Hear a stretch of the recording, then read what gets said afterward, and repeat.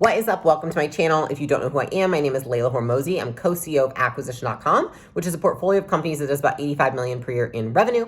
And my goal with this channel is really to get you from wherever you're at to between 3 to 10 million in revenue per year for free. So that being said, what I want to talk about in this video is actually something it came up at a talk I gave this past weekend. And after the talk, we all get into a room and it's me and Alex and maybe 30 people in the room, and they get to ask us whatever questions for 30 minutes. And so this company that I spoke for at the event, they're one of our portfolio companies. And so the team that was there is a team that, we're invested in their company, and, I know who everyone is, but I haven't necessarily met everyone until this event. And so they had the chance to ask us questions as well. And the question I got that really prompted me to make this video was, how do I continue to grow, add value, keep my job in a high growth company? And context for this is that when we started working with the company, it was doing like 300, 350 a month. And now they're doing about 1.3 a month about a year later. And so that's a lot of growth for a company. I've been very vocal about the fact, I even said it when I was making my speech of like, you've got to keep up.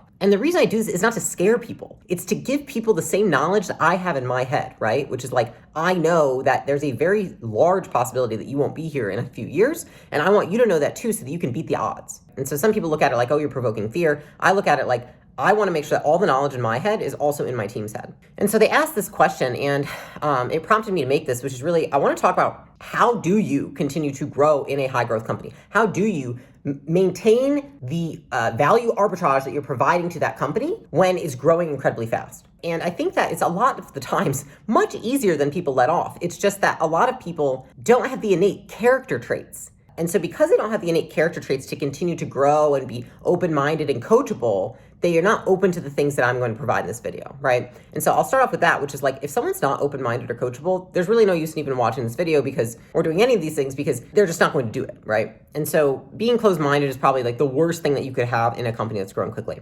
That being said, there's really four things. And when they asked me this question, these four things came to mind because, for those of you who don't know, in 2019, I actually hosted a full team meetup for Gym Lodge. And it was literally everybody. It was 120 employees. They all flew into Austin, Texas. It was this huge event, very expensive, very chaotic. And I'd never done a full company meetup like that before. We'd done leadership, which was like, every quarter what we've always done is like all of leadership will always fly in. And, it's like anywhere between 10 and 20 people, depending on like what's going on that quarter, initiatives, etc. This was 120 people. So it's very much more like educating them, pouring into them, like trying to really just like cement the culture of the company. And what I told them all, I think it really stuck, because a lot of the leaders will still tell me they remember the speech to this day, which I got up on that stage in front of everyone. I said, dude, 95% of you won't be here in 5 years.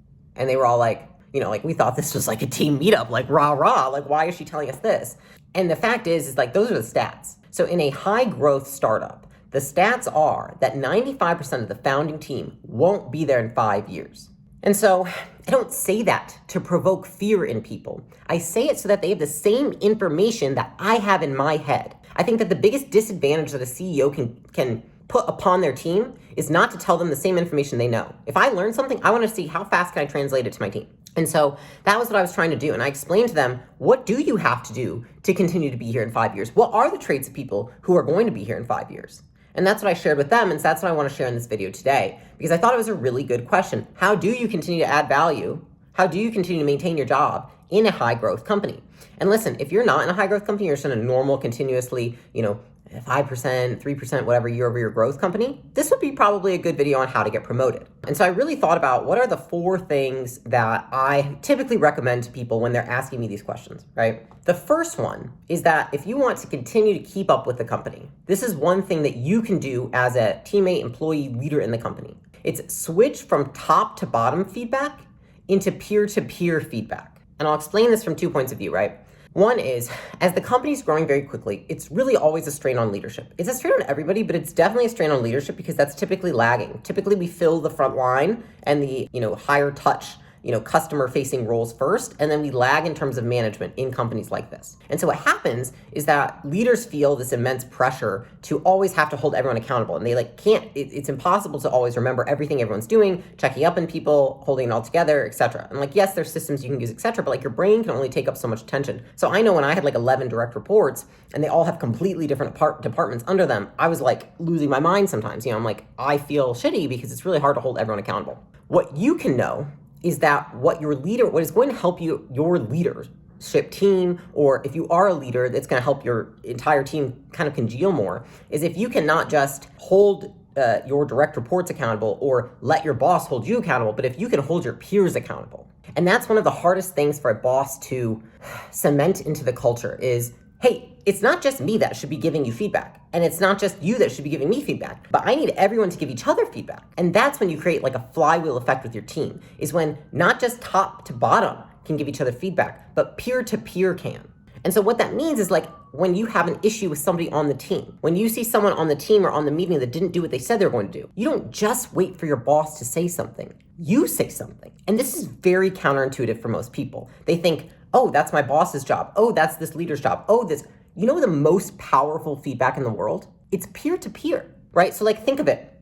If you're in the classroom, say in high school, and your teacher tells you that, you did a bad job on something, blah, blah, rah, rah, you suck. You're like, okay, well, I hate the teacher anyways, right? Or like, the teacher always brings me the bad news. Like, you're almost numb to it because the teacher's the only person delivering you the bad news. But say you have a group that you're accountable to, and you have to complete a project, and you fail to meet the requirements of that project, and your group says, you let us down. Like, we're waiting on you. What are you doing? Like, buck up. This isn't what we expect. You're like, oh, fuck, right? Because those are people that you relate to.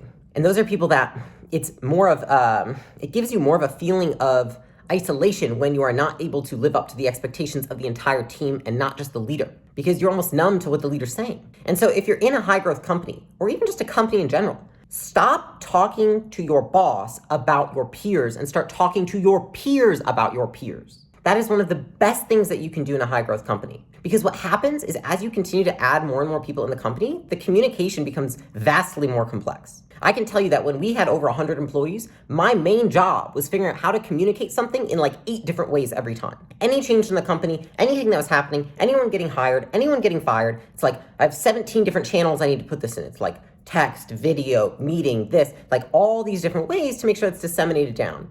And so the number one thing that you can do is help your boss by providing feedback to your peers rather than giving it to your boss and expecting them to do so. Because peer-to-peer feedback is always more effective. And so the number one way you could implement this is on meetings. Really, it's just, when people are kind of, showing what did they do for the week, what are they planning to do this week, etc. And if you have a thought of like, hey, I thought they were supposed to do this, or hey, why is this not done? I've been waiting on this person for a week. Say something.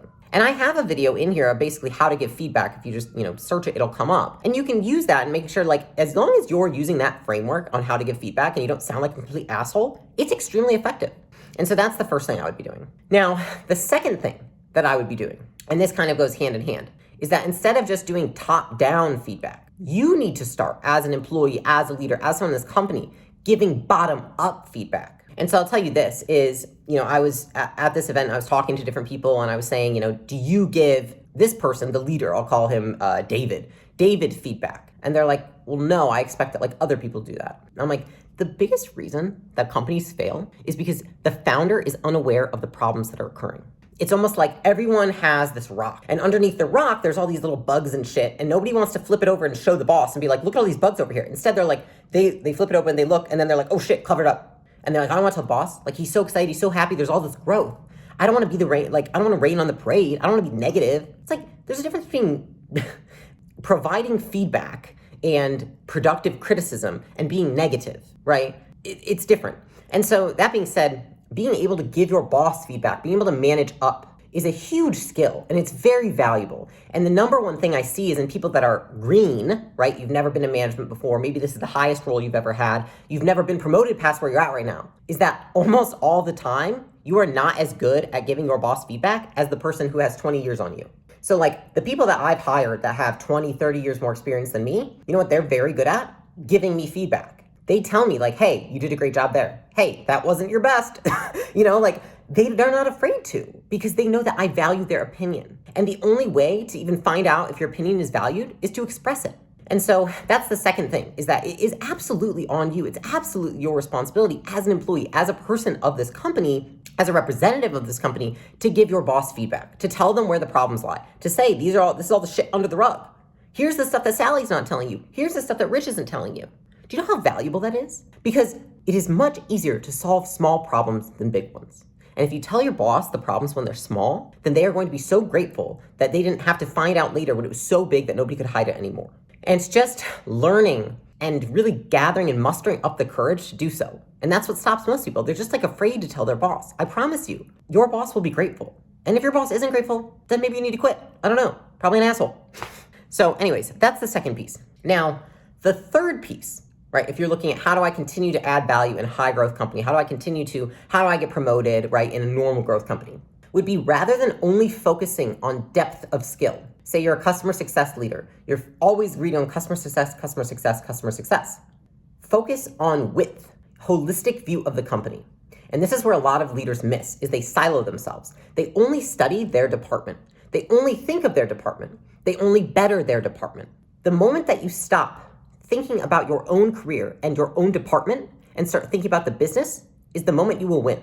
And this is where so many people have it twisted. They think, I've got to make sure my department's the best. And they almost boast about it. A lot of people do, especially in like newer companies, like, well, my department's on lock. Well, my department, my team, my this. What? Like, would you say, when you think of like, the amount of irony to this is ridiculous to me, because the only way that a team functions is when they're all functioning as one team, not 10 teams, right? Yes, there are teams within a team, but you can never forget the picture of the whole team. And so a lot of leaders miss this, and they become so wrapped up in their own career and their own resume and their own department and their ego that they forget the company comes first, which means many times you must sacrifice your own department, you sacrifice your own career growth, you sacrifice for the greater good of the company. And if you do that, you will be more valuable than anybody else on the team. But people don't do that. Right? They're too afraid. They want the immediate gratification, the short-term gratification of doing what feels good to them, of doing what they know can get them, a rah-rah on a meeting or like a snaps, you did a great job. But they're afraid of doing the things that delay gratification. They're afraid of taking time to learn about all the other departments and the rest of the company because they're so focused on themselves. And so I'll tell you, some of the best things that you could do as a leader, as somebody that wants to understand the rest of the business when it's growing very quickly is like, first off, learn how to read the P&L. How do you affect the P&L? And a lot of people don't know this. And if your leader hasn't shared it with you, ask that they do. Explain that you want to understand how you affect the P&L. A little pressure on them is good because sometimes they're nervous to share it. I was the first time. It's been like the best thing I could ever do. I always share it now with everybody. I don't care. Everyone should see the P&L. They should all know how the company's doing and how they affect how the company's doing. And so that's the easiest thing you can do. The second easiest thing you can do is ask to sit on other departmental meetings. If you're in sales, why are you not on once a month the marketing and the customer success meeting? I have no idea. If you're running a sales department and you're not on those meetings, I literally don't know what you're doing. Because if you don't understand marketing and you don't understand customer success, how the fuck do you know what to do with the sales department? You have no context. And so in order to grow as a leader, you need to gain context. You need no more depth. Much of the time, everyone already focuses on the depth. They're very proud of their departments. They're very focused on that skill. But you need to expand and see the business holistically. Because you know the most valuable person in the company? It's the CEO. Do you know why they're most valuable? Because they understand all of it. So the more you can understand, the more you take off their plate, the more valuable you are. And I just wish people would understand this a little bit more, because if you do, then you can rise up to the occasion and eventually you can take on a much bigger position. But most certainly, if you're in a high growth company, you will add much more value than you will detract from. So that's the third piece. And then the last piece is, if you're in a high growth company, or if you're trying to get promoted within a normal rate of growth company, do 20% of your boss's job. Caveat, do it better than your boss. I tell people this, and I've gotten controversy of it. They're like, ugh, what am I supposed to do? I don't have enough downtime lately. You think I can do my job and theirs? So I was like, good luck. But like, if you want to continue to grow in that company, if you want to continue to be adding value, what I have had happen to me many times, and when it is effective, is when someone starts doing the job of their boss, they start taking things from them, but they do it better. And so it's like, if somebody takes something from me, but they do it shitty or half-assed or worse, do I look at them and think they should be promoted? They're doing a great job, they should get a raise? No, I'm like, asshole, I've got to redo that. And so if you're going to take on the responsibilities of your boss, if you're going to try and take things off their plate, make sure that you do it better. And oftentimes, here's the thing, it's not hard to do it better because your boss is doing 5 times more things than you, especially if they're the founder. Gosh, anytime someone takes something from my plate, they almost always do it better than me because I'm doing like 30 things at once. I'm operating the company and it's growing quickly. And so it's like, yes, please take it because you'll definitely do a better job than me.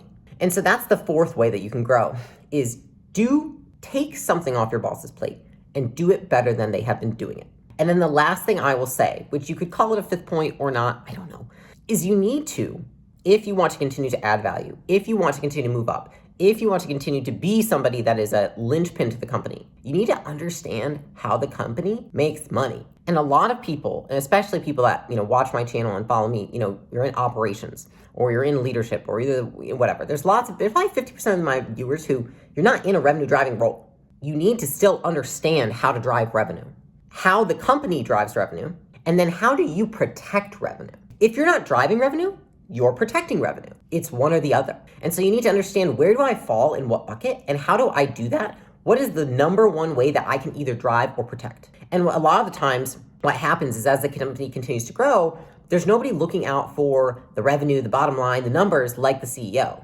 And I can tell you that a practice that I've done, and you can ask your boss to do this, or if you are a boss, I suggest doing this, is teach the team how to read the P&L, teach the team the financials, show them where they're driving revenue, and start holding them accountable for the revenue. Start holding them accountable for the recurring revenue. Start holding them accountable for the profit margins. And the thing is that many times, if you're a leader, you feel like you can't do this. But the only way for your people to grow is for you to actually make this what they are responsible for. And it's almost like you have to go what is against what is intuitive. What is intuitive for you to take responsibility of everything. But if you take responsibility for everything, they never have a chance to take it for themselves. Therefore, they never grow. Therefore, they're never capable of doing it. And so if you say, you are now chief revenue officer, you now look out for the bottom line. Or if you ask your boss, like, how do I protect or drive revenue? I want you to tell me, and I want this to be my focus now. Because any role is either driving or protecting. That's one of the most valuable things you can do, because the number one piece that people forget to continue to look at as a company's continue to grow and grow and grow is a lot of times the bottom line and then new ways to drive revenue. They think, oh, if it's good now, it's always going to be good. We're growing so fast. You know what happens after you grow fast? You hit a wall. Grow fast, hit a wall. Grow fast, hit a wall. And a lot of the times, people grow fast, hit a wall, and never come out of that wall. And the reason is because there's like one person with a brain, and then everyone else is just relying on that person to think. They're relying on that person to focus. They're relying on that person to do all the hard work and all the thinking. And so if you can be the valuable person who can come up with other ways to drive revenue, other ways to protect revenue, and educate the rest of the team on how they do that too, you will become a linchpin to your organization. And so, again, just to kind of recap that, really the 5 ways that you can continue to grow in the company or to get promoted in a normal growth company, right? 1 is peer-to-peer feedback. 2 is bottom-up feedback. 3 is not just going deep into your knowledge or expertise, but expanding it, being more holistic in terms of your view of the business. 4th is doing 20% of your boss's job, but better. And then lastly is knowing, how do I protect or drive revenue? And so I hope this is valuable. If you're a leader, share this with your team. Let me communicate it to them, because I have done this many times with my team, and I try really hard to educate them on how they can do these things and how they can continue to add more value. And if you don't tell them, don't expect them to do it. With that, I hope you enjoyed this video, and I will see you on the next one.